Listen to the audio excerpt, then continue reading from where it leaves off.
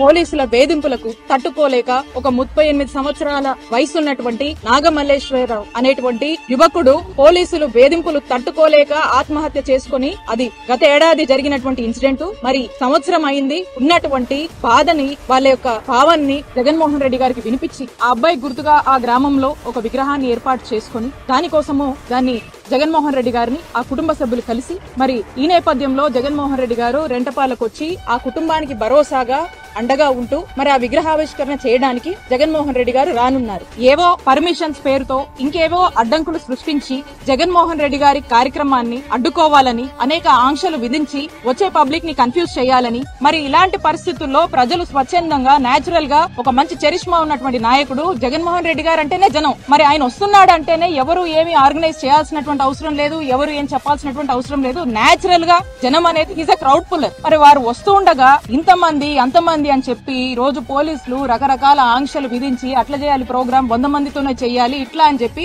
ఈ ప్రోగ్రామ్ పట్ల ఒక అభద్రతని ప్రజల్లోకి పంపించి ప్రజల్ని కన్ఫ్యూజ్ చేసి దీన్ని ఒక రకంగా ఫెయిల్ చేయాలనేటువంటి ఒక ఉద్దేశంతో పోలీసులు వేస్తున్నటువంటి అడుగుల గురించి మనం చూస్తా ఉన్నాం. మీరు ఎన్ని ఆంక్షలు విధించినా, మీరు ఎన్ని ఆటంకాలు కలిగించినా రేపు ఆ కుటుంబాన్ని పరామర్శిస్తున్నారు, వారికి అండగా నిలబడిపోతున్నారు, రేపు రెంటపాలకు ఖచ్చితంగా వస్తున్నారు, రేపు ప్రోగ్రామ్ ఖాయమని చెప్పి మరొకసారి ఇక్కడ ఉన్నటువంటి జిల్లా ప్రజలకు మేము స్పష్టం చేస్తా ఉన్నాము.